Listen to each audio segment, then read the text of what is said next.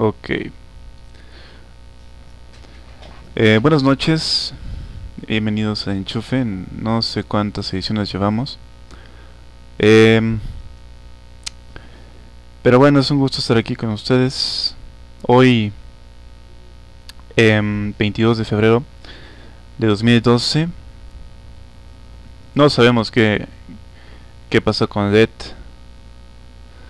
Am, Creo que se fue de vacaciones, pero bueno. En fin, hoy tenía varios temas por ahí interesantes que tratar. Y hoy me voy a enfocar más a un tema quizás bastante económico. Tema de los modelos de desarrollo en América Latina. Y como un subtítulo de más allá del neoliberalismo, em, no es el único modelo de desarrollo que existe. Hay otros dos que imperaron desde la colonia y vamos a ver en los próximos minutos en qué consistían estos modelos, en qué lapso histórico se desarrollaron y por qué se dejaron de utilizar, ¿no?, como bases de las economías de los países de América Latina. Antes de iniciar hay que tomar en cuenta que se toman dos elementos aquí.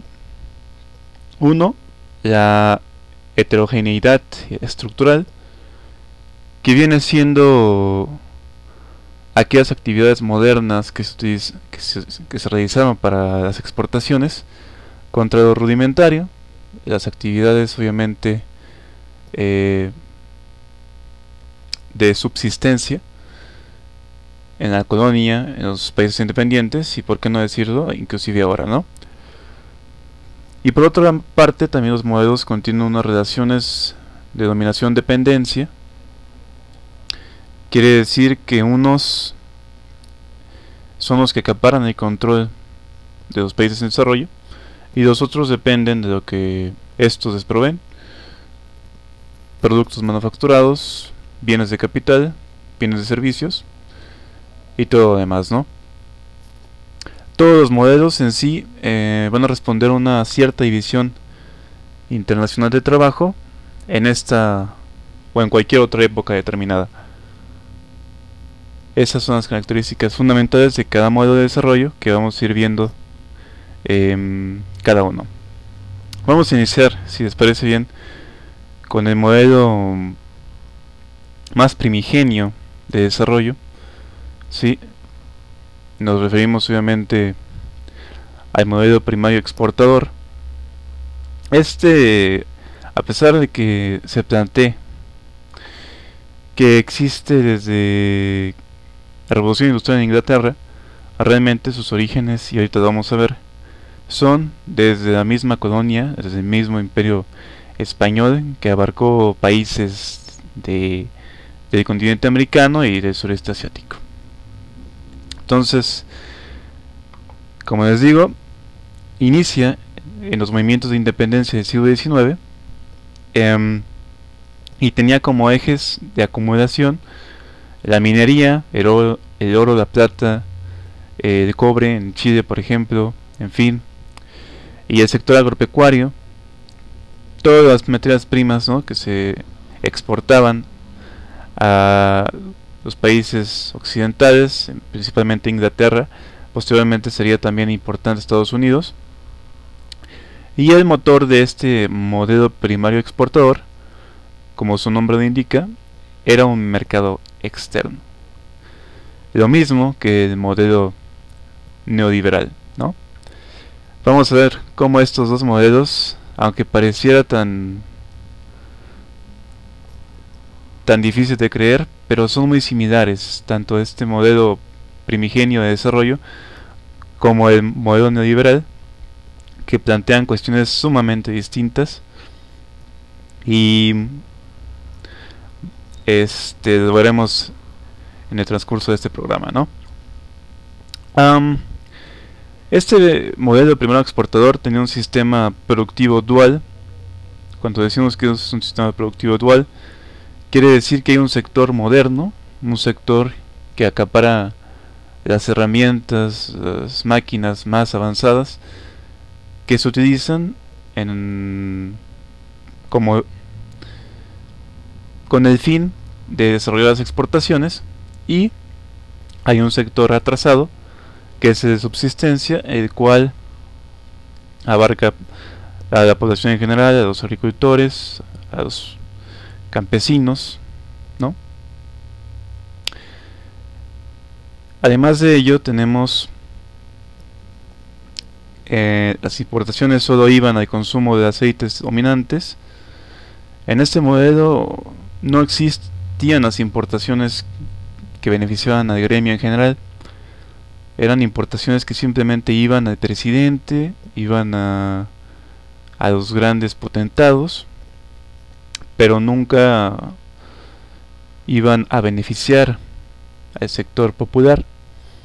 Es una característica fundamental del sector primario exportador, y es donde yo veo una posible diferencia con el modelo neoliberal, porque aunque nosotros no lo creamos, de las importaciones que realiza México, muchas llegan a manos mexicanas, a manos de mexicanos, inclusive, por qué no decirlo, de clase pobre, principalmente productos chinos de bajo costo que la gente prefiere, principalmente por su poco o nulo poder adquisitivo, ¿no?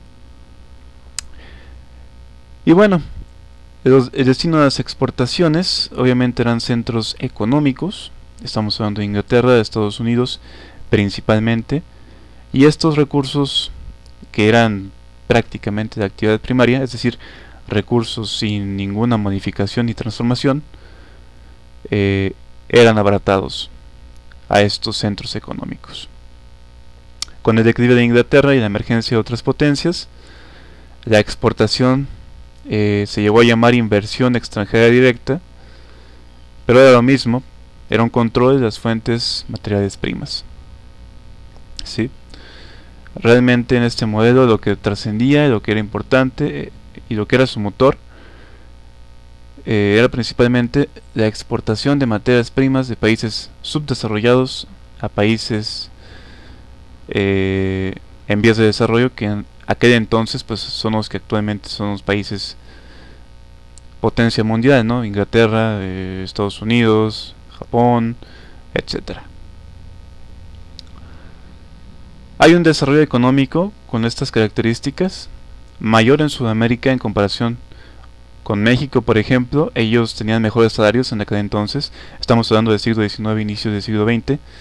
Unas tasas de mortalidad y natalidad menores que las mexicanas, lo cual quiere decir que este modelo primero exportador fue más fructífero, ¿no?, en Sudamérica, principalmente en Argentina, en Chile y, por qué no decirlo, hasta en Brasil, ¿no? Pero bueno, como les había comentado, las mismas élites, con la independencia de los países de América Latina, quedaron gobernando las repúblicas independientes.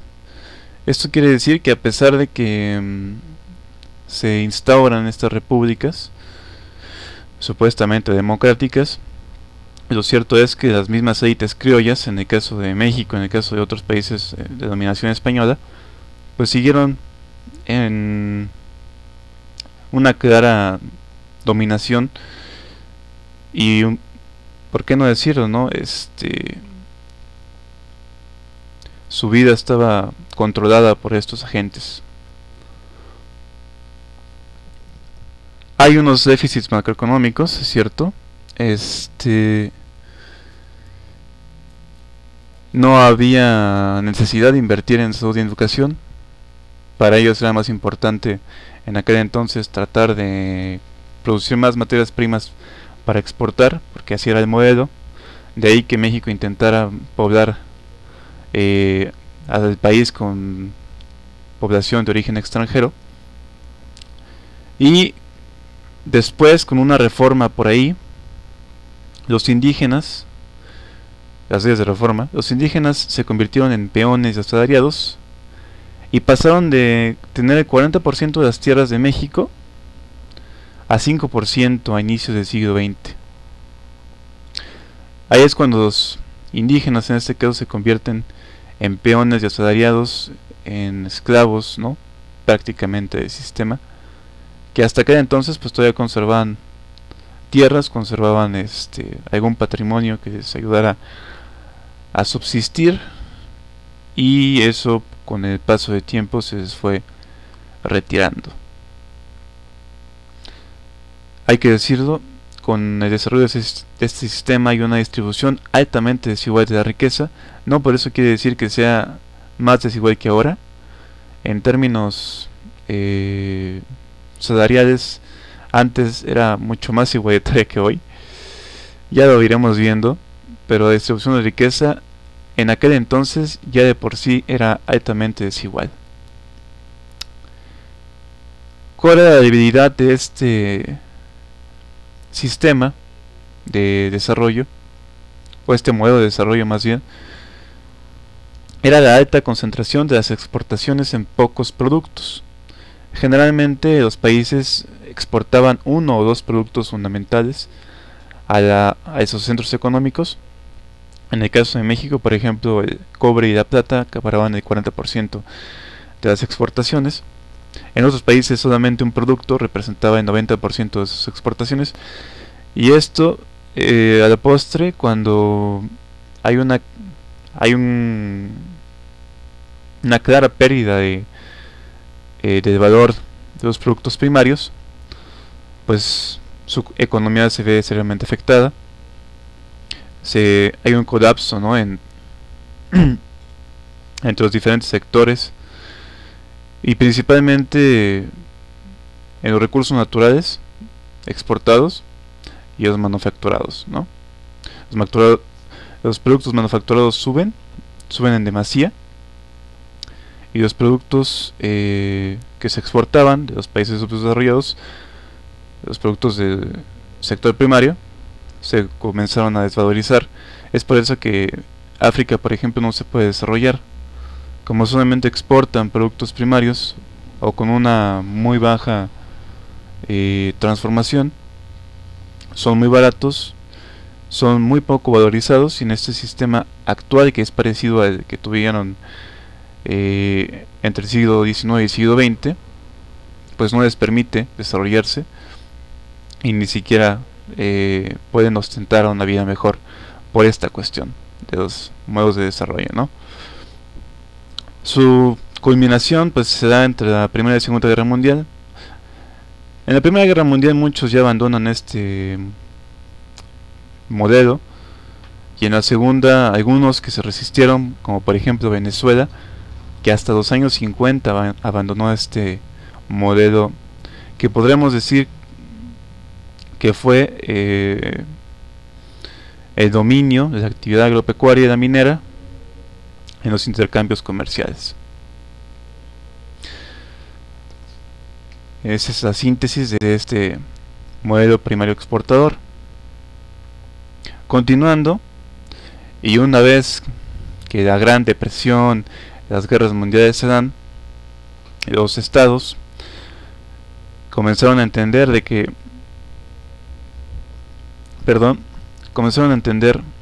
que ese modelo no era importante. Se empezó a privilegiar la industrialización. El Estado comenzó a tener el control casi completo de las actividades económicas, y viene otro modelo de desarrollo que se conoce como sustitución de las exportaciones. En la imagen podemos ver una especie de caciquismo, ¿no? Estos líderes de las zonas rurales. Pero vamos a ver las características de este modelo en algunos puntos importantes. Vamos a ver que se divide en dos en unos momentos más. Bueno, ya les comentaba su origen. La Primera, Segunda Guerra Mundial en algunos casos se postergó hasta la década de los 50. Su característica principal es un estado obviamente paternalista, y obviamente apoyador de las fábricas y de las industrias, ¿no? Hay un modelo hacia adentro con enfoque desarrollista, esta vez el intento de América Latina más importante para sustentar un desarrollo independiente, pero fracasó por diversos factores. Uno de ellos, la injerencia de las empresas transnacionales, principalmente estadounidenses, que vinieron a desequilibrar totalmente a este modelo de sustitución de exportaciones, ¿no? Hay más personas beneficiadas con este nuevo modelo de desarrollo. Hay un ascenso al poder de regímenes progresistas. En el caso de México, pues el más representativo es el de Lázaro Cárdenas, el cual desarrolla el corporativismo en México y también unas reformas agrarias muy interesantes que desarrollan completamente el sector agropecuario nacional, y en esos años tuvimos una autosuficiencia alimentaria y además podíamos exportar alimentos. Estábamos en un estado, el milagro mexicano, ¿no? En esos años, que tendrá como colapso y culminación la década de los 70. Tuvo dos etapas este segundo modelo. En la primera hay una sustitución fácil, ¿no? De las importaciones que se hacían antes, bueno, las exportaciones de productos primarios a exportaciones de productos ya manufacturados, ya con un nivel de modificación que culmina en los años 50. Estamos hablando de una fabricación interna de productos con técnicas de producción sencillas, podemos decir alimentos con algún grado de manipulación, quizás harina que por ejemplo utiliza los molinos, productos que no necesariamente tienen que ser muy complejos, no eran aviones tampoco, no eran coches, pero sí comenzamos a exportar productos que ya tenían un cierto grado de manufacturación en nuestro país. Se restringen las importaciones, obviamente con las guerras mundiales y la incertidumbre internacional, pues los países prefirieron mantenerse cerrados. Es un estado cerrado el que domina en este modelo, y por lo tanto hay una protección arancelaria de la industria nacional. Se privilegiaba a aquellos que exportaban. Todo el mundo en ese sentido quería ser agrónomo en aquel entonces, ¿no? Porque pues estaba el campo a todo lo que daba en su máximo esplendor,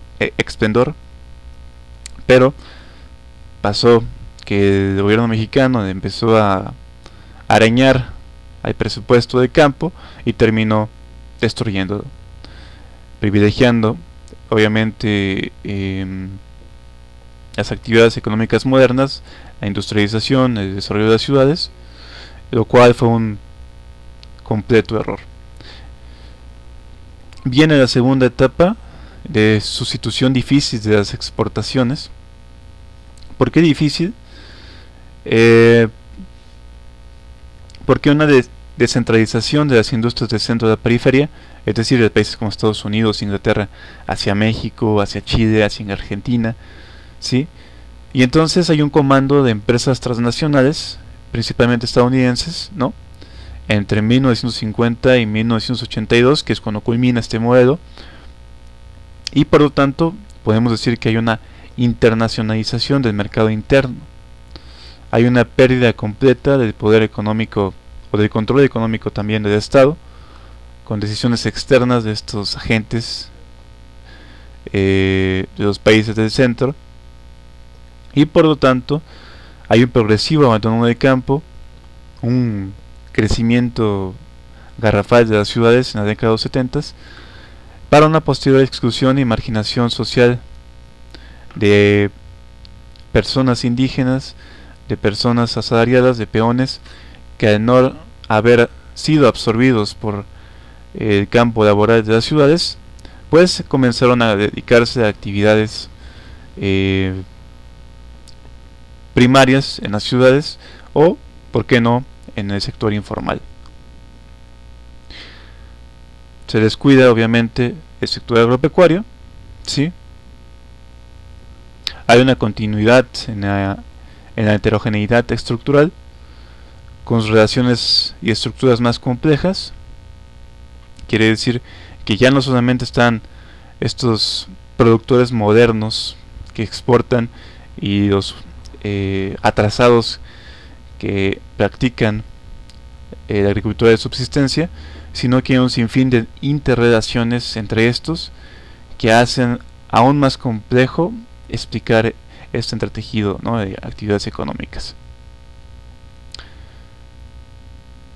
Y bueno, el Estado se queda sin mecanismos para dinamizar y desarrollarse. Los estados comienzan obviamente a endeudarse como una salida fácil a los problemas y la crisis que se venía gestando por estas cuestiones de apertura indebida externa, ¿no? Llegan las transnacionales, comienzan a malbaratar algunas cuestiones, y el Fordismo, o más bien la época de la producción en cadena, comienza a decaer, ¿no? Entonces, en esta segunda etapa, en síntesis, domina el Estado, hay una economía cerrada, hay una autosuficiencia alimentaria, hay exportaciones de productos con un cierto grado de tecnificación, pero vienen estas transnacionales, se inmiscuyen en los asuntos políticos y económicos del país, y terminan haciendo que el Estado pierda funciones, pierda poder y se endeude. Y ahí la razón por la cual este sistema termina, y algunas personitas por ahí que ya se daban cuenta de lo que iba a pasar, dijeron: vamos a quitar de funciones estratégicas al Estado, vamos a hacer que el Estado no controle diversas áreas y que vuelvan a las manos del capital extranjero, y vamos a hacer que todo mundo se abra económicamente y ninguno se quede con una economía cerrada o una economía de Estado, ¿no? Y entonces llega en 1983, y aquí ya todos conocemos el modelo neoliberal, que tanto lo critican, que no lo quieren, que dicen: no, es que los neoliberales nos van a... Y pues es cierto, ¿no? El modelo neoliberal es tal vez el que más desigualdades y, ¿por qué no decirlo?, atrocidades ha traído al ser humano. Y vamos a ver un poco sus características. Como les dije, inicia en 1983. No confundan el consenso de Washington. El consenso de Washington es en 1989, y por eso se llama consenso, porque todos los países lo aceptaron. Muchos pensaron en firmar este contrato, o podríamos decir, y por qué no decirlo, ¿no?, este compromiso político para arreglar sus deudas, o disminuir sus deudas, y poder maniobrar en los próximos años. En el caso de este modelo, sus características son obviamente la descentralización de las industrias. Continúa este proceso, pero también vienen las prácticas, ¿no?, de sus políticas en países sudamericanos como Chile y Argentina con Videla, y en Chile en el caso de Pinochet, como, bueno, alumnos, ¿no?, del establishment de las escuelas de Chicago, las escuelas de Harvard, de la Universidad de Yale, van a estos países, les ofrecen el modelo como una alternativa para reducir sus deudas, para estabilizar sus situaciones macroeconómicas y para controlar sus inflaciones. En algunos casos lo logran, pero la devastación social es completamente inaceptable, ¿no? Vienen las reformas estructurales, las que ahorita quiere implementar Peña Nieto, pero que ya se implementó en algún momento dado Salinas de Gortari, y el primogénito en este asunto, el señor Miguel de la Madrid. Además de ello, hay una importancia mayor en las exportaciones. Regresa este modelo, ¿no? De las exportaciones, tal como pasó entre el siglo XIX y el siglo XX. Y bueno, pues tenemos que para poder desarrollarte tienes que exportar más. Si no, ¿cómo vas a importar? Viene esta cuestiones o la introducción de estos conceptos de balanza de pagos, de estabilidad macroeconómica, de baja inflación, etcétera, etcétera, etcétera. En los países subdesarrollados hay una clara desindustrialización, se privilegian los sectores de servicios y se acapara a la mayoría de la población en ciudades. En México, por ejemplo, más del 75% de los mexicanos viven en zonas urbanas. Abandonan completamente al campo, se olvidan de él. Desde Fox hasta Calderón, los panistas se interesaban más en importar alimentos que en intentar alcanzar la autosuficiencia alimentaria. Y actualmente México no cuenta con recursos internos suficientes para alimentar a todos los mexicanos. Es decir, que nuestro campo no puede o no logra producir alimento si no estuviéramos exportando absolutamente nada para dar de alimentar a todos los mexicanos. Es decir, que si por alguna razón Estados Unidos nos deja de importar, pues nos vamos a morir de hambre porque no tenemos esta autosuficiencia alimentaria y la necesitamos ya. Está establecida en el Pacto por México, puede que la cumplan, puede que no. Lo más seguro es la segunda opción, porque sabemos de quiénes viene esta propuesta. Bueno, lo siguiente es la pérdida de control del Estado en algunos sectores productivos, las privatizaciones, ¿no? En México, pues nosotros ya las conocemos, el caso de teléfonos mexicanos, el caso de las empresas aéreas, el caso de los ferrocarriles, y podemos seguirle y seguirle y no acabamos con estas privatizaciones, ¿no? Y la intención era que supuestamente estos sectores serían mejor administrados por el sector privado o por el capital privado.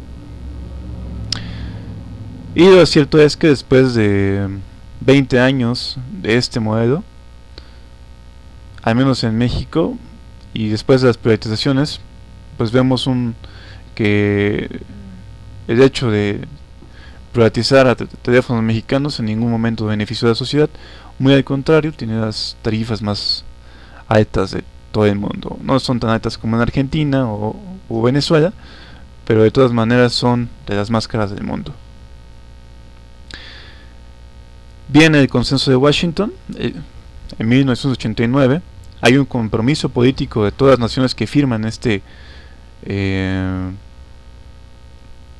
esta carta de recomendación. Algunos como Taiwán, como Japón, como Corea del Sur o como China inclusive, no aceptan todos estos puntos, y curiosamente estos países tienen un mejor desarrollo económico que de los que sí aceptaron estos 10 puntos del decálogo del Consenso de Washington, que rápidamente se los enumeró. El primero es una disciplina presupuestaria, es decir, controlar tus gastos. El segundo es una reorientación del gasto público desde los subsidios indiscriminados a actividades ineficientes hacia la sanidad y enseñanza primaria y las infraestructuras. Es decir, gastar más en infraestructura, ¿no?, pública, principalmente de sanidad y de enseñanza. El 3 es una reforma fiscal encaminada a aplicar la base imponible y a mantener tipos marginales moderados. No andar de payasos y tratar de valorizar más sus monedas, ¿no? El 4, la liberación financiera, sobre todo relativo a los tipos de interés. Es decir, que venga nos corriendo cualquier banco y vengan a aplicar sus tasas de interés que ustedes quieran. 5. Un tipo de cambio competitivo. 6. Una apertura comercial. El 7. Una liberación de la inversión directa extranjera. El 8. Una privatización de empresas públicas, como les comentaba. El 9. Una desregulación, eliminación de barreras a la entrada y salida a los mercados de trabajo y de productos. Y el 10. Derechos de propiedad garantizados. ¿Para quiénes? Pues para las transnacionales y para quienes quisieran invertir en territorio mexicano o en cualquier territorio de América Latina.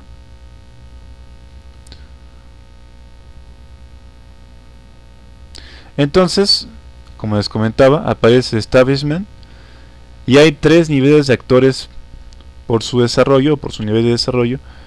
El primero son los grandes exportadores, ¿sí? Las empresas más grandes de México, que se encuentran aisladas del resto del sistema económico, lo cual no irradia los beneficios de estas exportaciones y provoca que haya una alta desigualdad entre los mexicanos.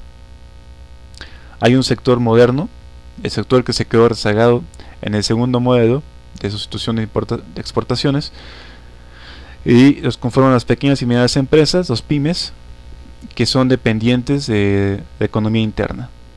Ellos no dependen del mercado externo, sino de lo que aquí mismo se produce. Y de los terceros, los más rezagados, los excluidos, las antiguas actividades, la agricultura de subsistencia, campesinos, indígenas que habitan las zonas rurales, y el sector económico informal, que se ha extendido y ha aumentado de una manera impresionante.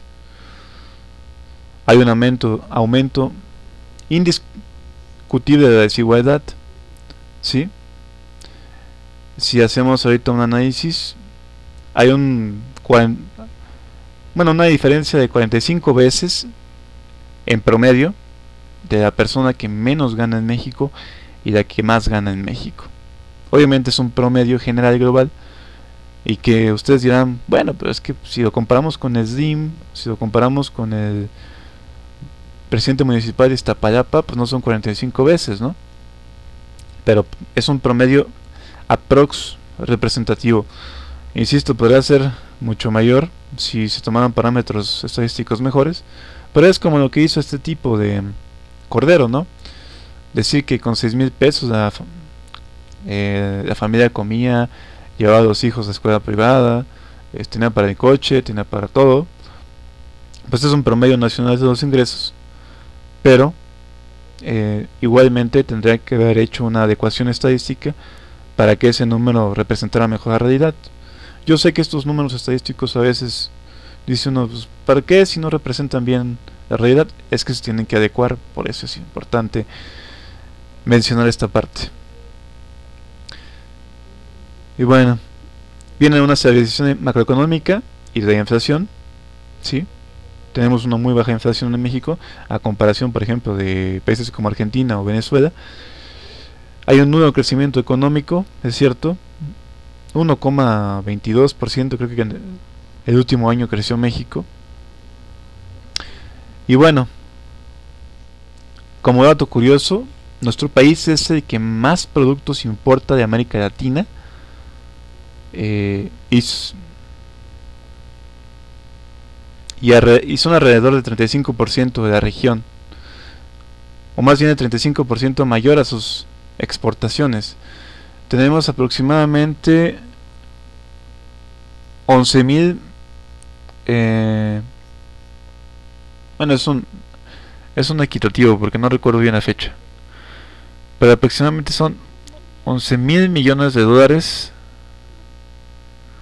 que exportamos, y importamos más de 15,000 millones, es decir,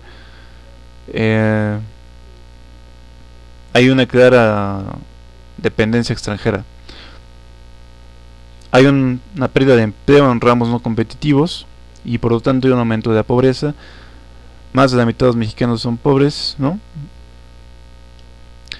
un aumento de la inmigración internacional, los migrantes, los transmigrantes, que cada día aumentan en cifras, y todo por estas cuestiones de desigualdad.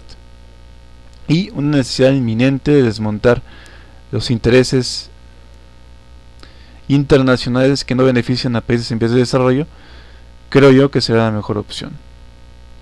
La intención aquí sería volver a modelo de sustituciones de exportaciones, que el Estado comience a tener control sobre algunas cuestiones, pero no podemos alejarnos de la globalización, es cierto, no podemos excluirnos de esta, pero podemos plantear modelos de desarrollo sustentables en donde el desarrollo vaya de la mano con una disminución de la desigualdad y por lo tanto una mejor distribución de la riqueza.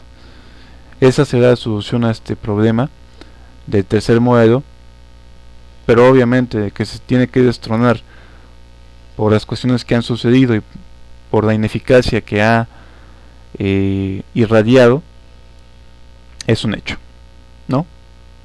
Es un hecho que tenemos que cambiar de modelo de desarrollo porque este no funcionó y no está funcionando desgraciadamente para los países latinoamericanos.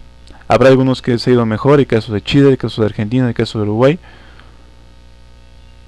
pero en el caso de México, por haber acatado todas estas normas al pie de la letra, pues vemos las consecuencias.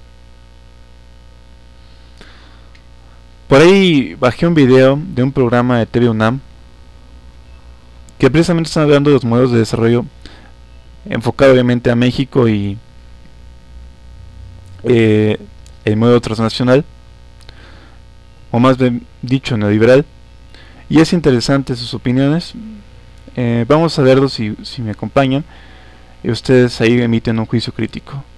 Son repetitivos los tres, creo que las ideas van a quedar bastante asentadas y les va a interesar. Es una mesa de debate entre tres especialistas, economistas, y después vamos a dar una crítica final y ver si hay comentarios en el chat. Les pongo el video y a ver si les gusta este debate. Desarrollo en general podemos pensar como el crecimiento económico, por una parte, esto quizá lo que mucha gente asocia a la idea de desarrollo, pero es más que eso. Va, por ejemplo, a la capacidad que tiene una economía, una sociedad, un país, de proveer acceso a servicios como educación, salud, un nivel de desarrollo equitativo en general, el tema de la desigualdad que se hablaba, la capacidad pues de ofrecer niveles de bienestar mínimos a la población y de una manera además constante, de tal manera que no haya volatilidad en las variables económicas que perjudiquen los niveles de desarrollo en general y de pobreza, de bienestar en general. Y en ese sentido, eso es lo que estamos hablando cuando hablamos de un modelo de desarrollo. ¿Qué capacidad tiene una economía de poder crecer de manera sostenida, de manera equitativa, y que pueda ofrecer a la mayor parte de sus habitantes, si no es que a todos, una posibilidad de un desarrollo sostenido, como decía antes, y equitativo, y que pueda acceder a todas estas cosas, educación, salud, agua, drenaje, servicios básicos, pues en general, ¿no? Si revisamos la historia del país, la historia independiente, los 190 años que tenemos de ser un país independiente, ya no digamos el desarrollo, el crecimiento ha sido más la excepción que la regla. Periodos de crecimiento importantes solamente hemos tenido el porfiriato y el que tuvimos en el siglo XX y que empieza con la recuperación de la economía mexicana de la Gran Depresión a partir de 1933 y que con algunas perturbaciones, sobre todo hacia el final, se prolonga hacia 1982. Es indudablemente un periodo de crecimiento, es un crecimiento del Producto Interno Bruto del país de 6% al año en promedio, un poquito más.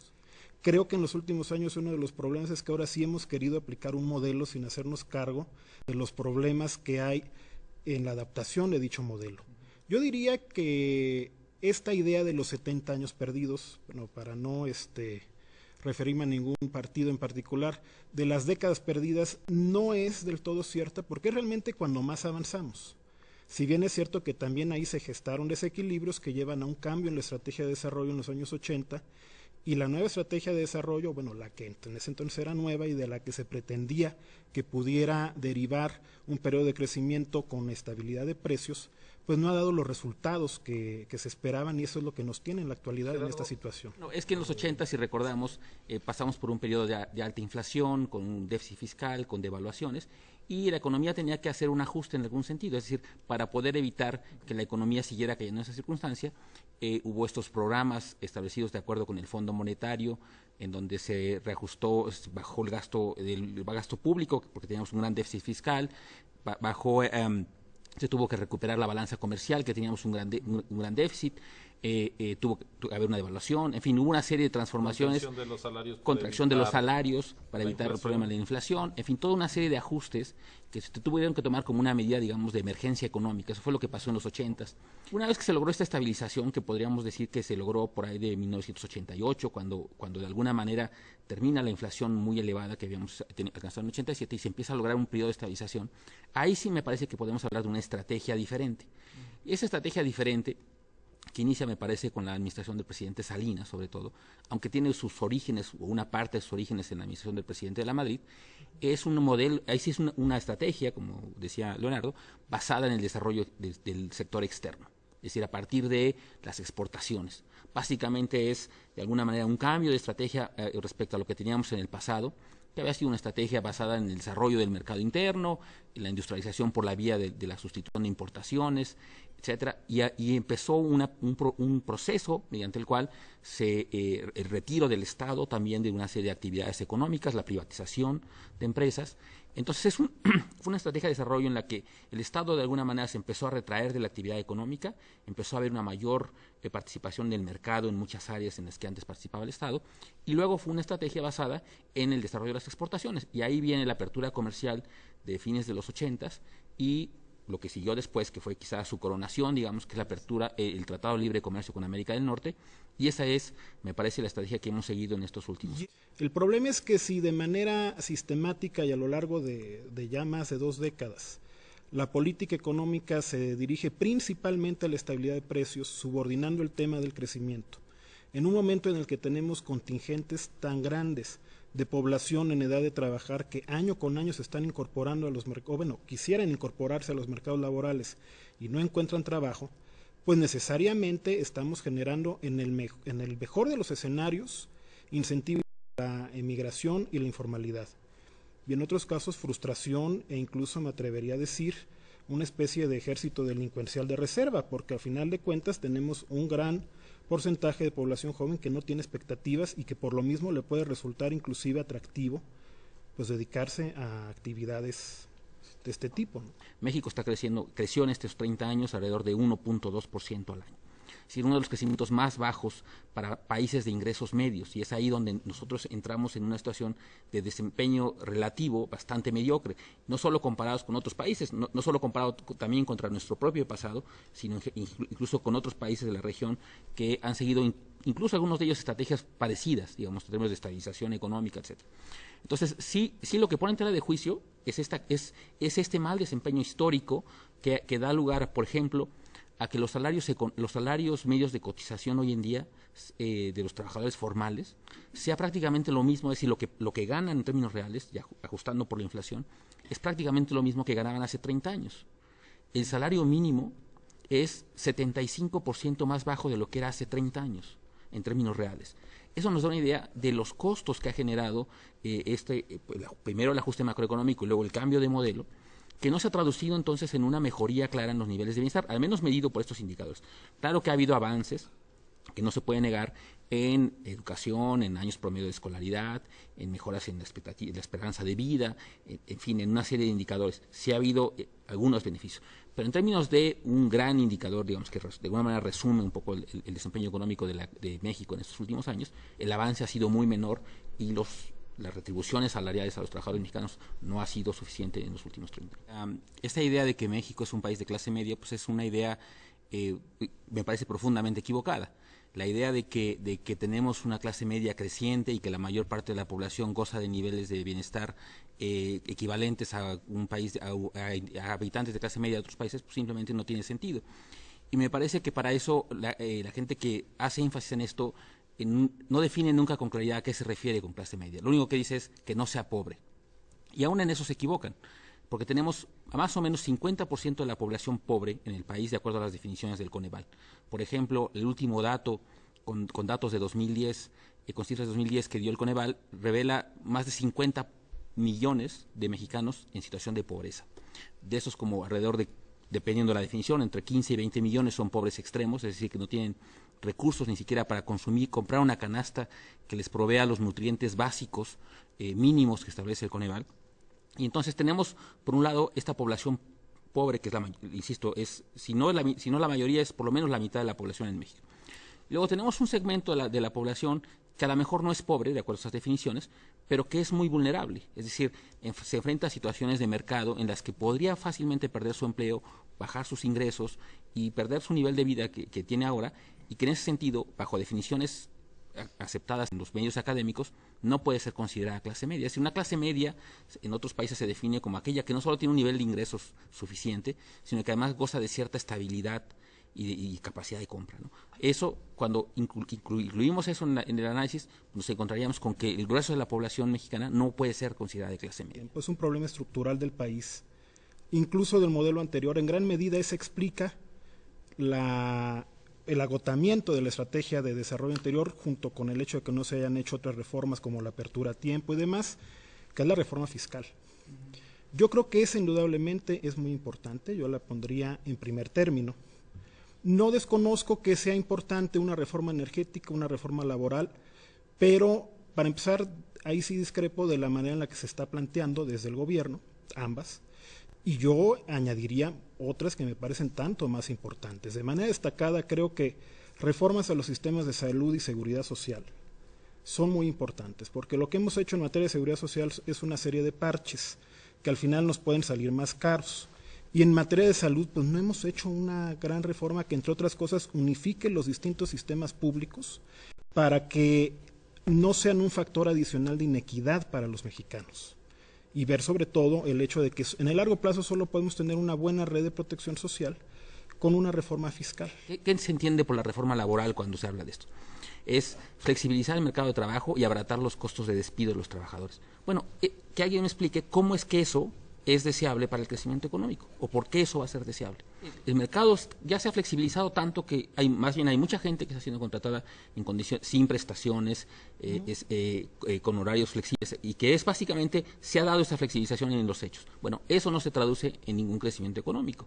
Entonces, y este discurso de las reformas además es completamente desgastado después de lo que pasó en los 80s y 90s en México. Es decir, siempre se habló de que las reformas iban a generar este crecimiento económico, la reforma comercial, la reforma financiera que se hizo en algún momento, la reforma de pensiones, las privatizaciones, y todo eso no se tradujo en mayor crecimiento. Y la pregunta es ¿por qué? Entonces tiene que ver con la forma en la que se llevan a cabo las reformas también, y cuáles son los objetivos que buscan, y si logra alcanzarlos una vez que se establecen. Entonces hablar de las reformas como la gran solución del crecimiento económico en México me parece que es equívoco, si no entramos a la discusión exactamente de a qué nos referimos y cuáles son los canales por los cuales va a generar crecimiento económico. Si no se discute eso, pues estamos hablando de vacuidades. Yo creo que tendría que aumentar el gasto público y sobre todo el gasto en inversión. Tuvimos un auge petrolero a principios de la década pasada. Hemos hablado mucho del auge petrolero de los años 70 y existe la idea de que se desperdició. En parte es cierto, sobre todo por los últimos errores de política económica del gobierno de López Portillo, pero bueno, también se creó una infraestructura petrolera que mal que bien es la que todavía es la base de nuestra producción.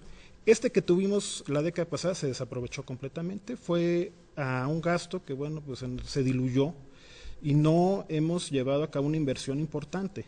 La inversión pública cayó desde los años 80 por el ajuste económico al que ya se refería Gerardo, nunca se volvió a recuperar.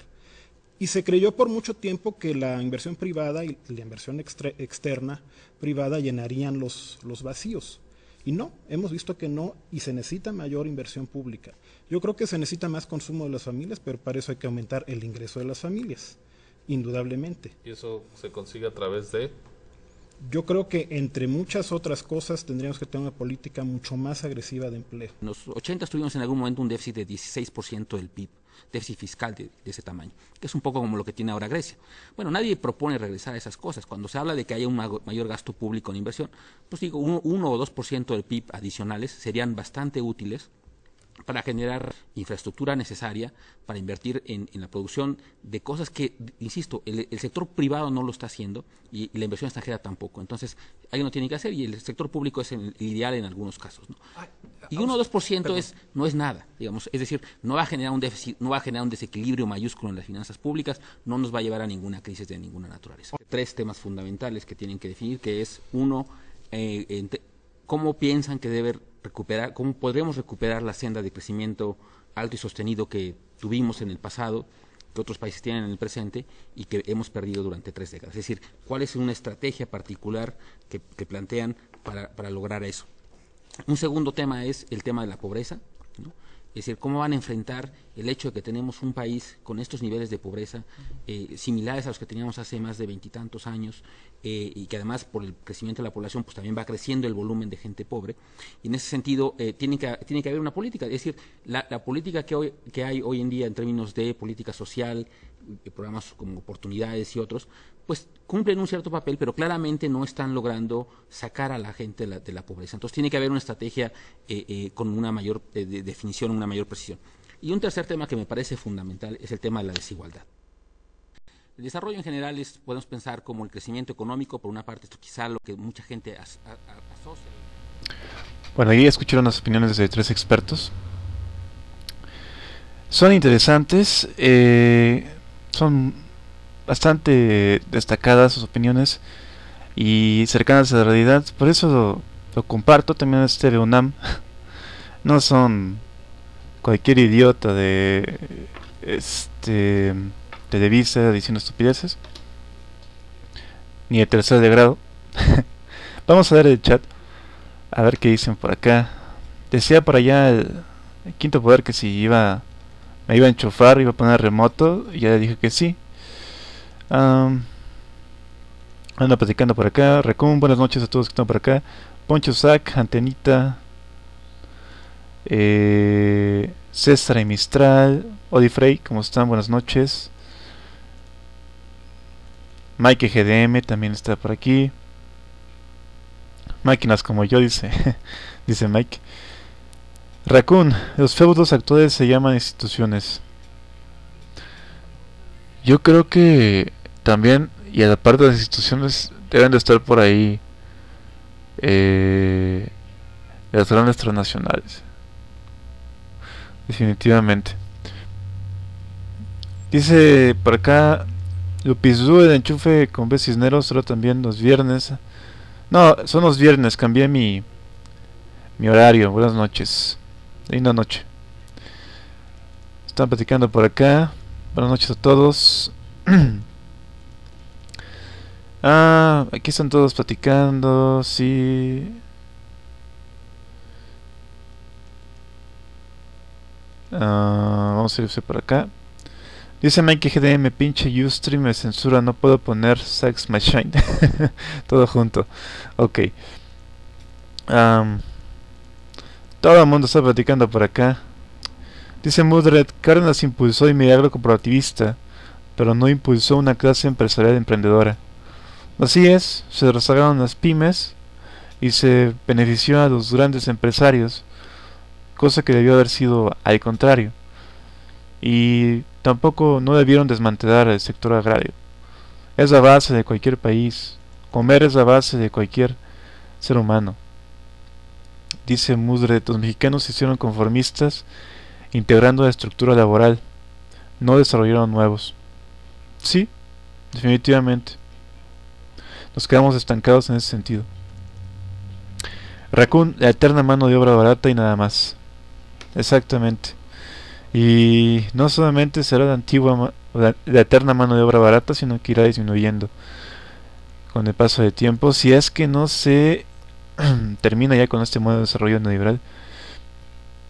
Ya dijimos por qué es malo, ya dijimos por qué no debe seguir existiendo ni trabajando, Pero bueno, esperemos que ya pronto se cambie esta forma de ver el desarrollo tan equívoca. Están platicando por acá. La innovación es un sueño. Definitivamente, Recon. Estoy de acuerdo. Suficiencia alimentaria. ¿Para qué? Ahí está Monsanto. Para vara.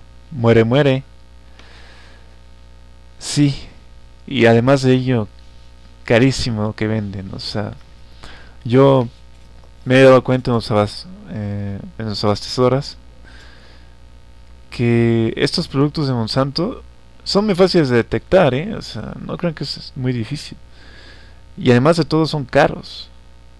Caros, malos, pero comparado con los productos mexicanos que los tienen bien descuidados, inclusive algunos con plagas, pues uno dice, qué pedo, ¿no? Esperemos que, yo digo, y soy medio optimista en ese sentido, pero esperemos que se cumpla al menos ese compromiso del Pacto por México. Yo sé que suena bien idiota y que no lo van a hacer, pero al menos está ahí. Lupizu dice, buenas noches, Lupizu. Mike GDM, antes el té era por minuto y salía super caro. Yo creo que era más barato, por el hecho de que tenemos mejor poder adquisitivo era más barato. Pero sí, definitivamente, de que mejoró el servicio es una realidad, pero se hizo mucho más caro. No lo podemos negar, es muy caro. Dice Raccoon, nos venden la idea de que hay que comprar tecnología porque somos unos inútiles incapaces de desarrollo. Efectivamente.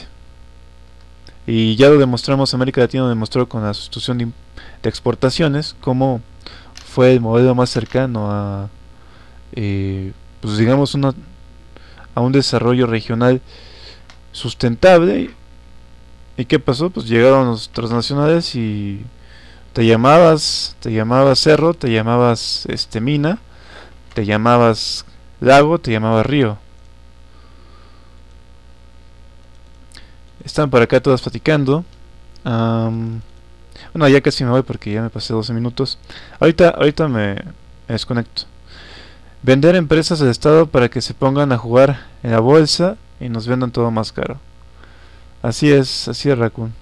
Esa es la lógica de los neoliberales. ¿Por qué vendieron Timex? ¿Por qué no era negocio? ¿Porque no era negocio? Es una burda.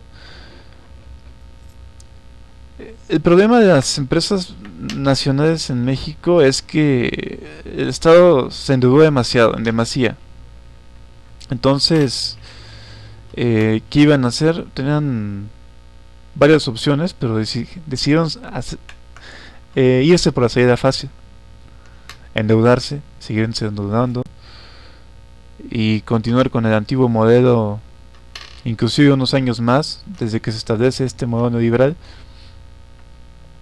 Pero bueno, la privatización de Telmex, Pemex ahí va, pero en el caso de Telmex, yo sé que me van a mentar la madre, pero además de Orejón, si alguien tiene la culpa son estos discípulos de la escuela de Chicago, de Harvard y de Yale. No es todo culpa de este corrupto señor. También hay cuestiones externas que han afectado y que han ayudado a que sea posible todo esto. Dice Mike que ya vienen, no escriban.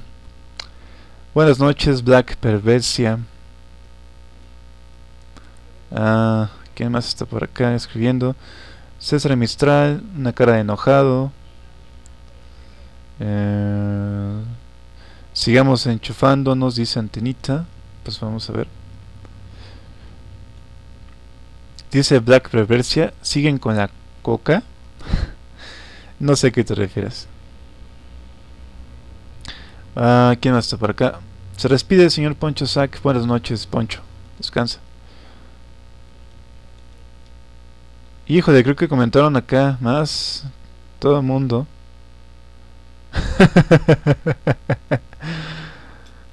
Me van a hacer que me burde, ¿verdad? A ver, aquí se lleva Poncho Sac. ¿Quién más está por acá? ¿Cómo se hace riqueza a partir del empobrecimiento de la mayoría?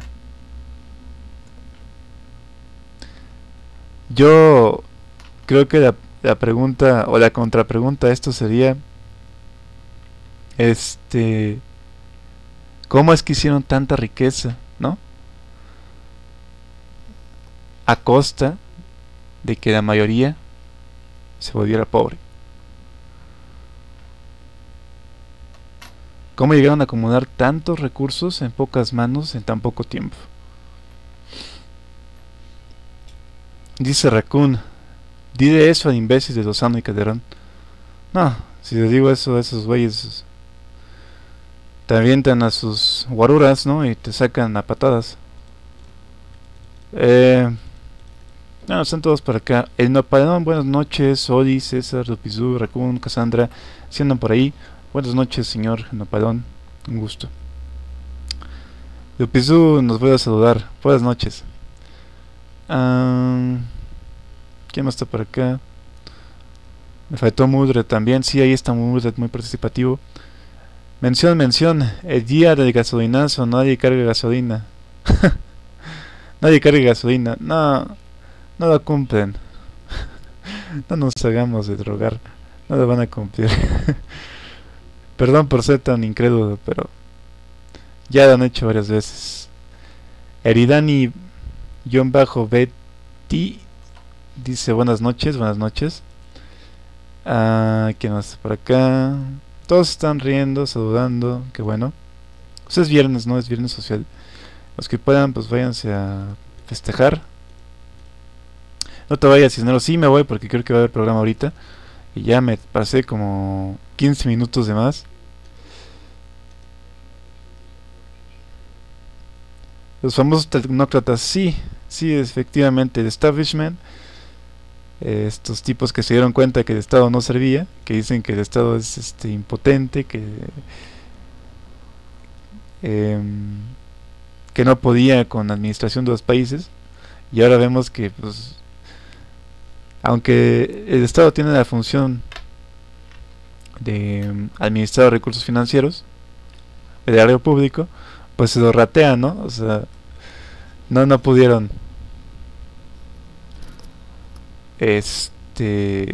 retomar su control ni su papel. Al contrario, se han ido desmoronando de una manera bastante gacha. ¿Quién más está? Bueno, ya están todos acá.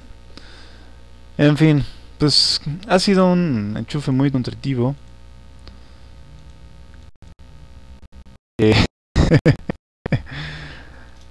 Por acá me andan mandando mensajes para hacerme reír. Pero bueno, ya nos vamos. No sé si va a haber música con Don Polo, el poder de la música, pero si hay, ahorita se quedan con el poder de la música. Les robé 18 minutos, me disculpan. Un saludo a todo el chat, un saludo a todos que nos acompañaron hoy. Sí, estuvo un poco accidentado el enchufe. Se dieron cuenta de que estuve medio rebuscando las palabras. Tenía aquí mi acordeón, pero no me ayudó mucho. Y como que me confundió un poco más. Pero bueno, nos vemos. Pasen todos muy buena noche. Si van a tomar, pues no tomen mucho. Pero no creo, porque ya son las 11 y ahorita no hay camión ya. En fin. Nos vemos el próximo viernes a las 10 de la noche, seguramente. El Mike dice que a rato regresa a medio de Braille. Pues a medio de Braille ven al Mike. Yo les mando un saludo. Pásenla bien. Antes de irme dice Raccoon, si tocamos fondo, ¿cuál será la situación? Lo peor que podría pasar es de que colapsen los sistemas financieros. Que se detenga la producción un día y que todo el mundo esté encarrerado pensando cómo chingados van a estructurar el nuevo modelo de desarrollo. Ese sería Esa sería la situación, una situación de completo caos. Y no sabríamos en qué terminaría, ¿no? Quizás nos quedaríamos inclusive sin algunos recursos, sin alimento. No, de ninguna manera no lo puedo pensar, pero sí sería muy grave. Definitivamente sería muy grave. Geo, no los limites. ¿Qué no ha pasado lo peor? Dice Dopizu. No, no ha pasado lo peor. Lo peor se supone que apenas está por venir. Pero bueno, para todos que estuvieron por aquí, muy buenas noches. Esto ha sido el Enchufe, esto ha sido de Cisneros, una aportación de ideas, de análisis, de reflexiones. Espero les haya gustado este enchufe de hoy, 22 de febrero del año 2013. Y nos vemos.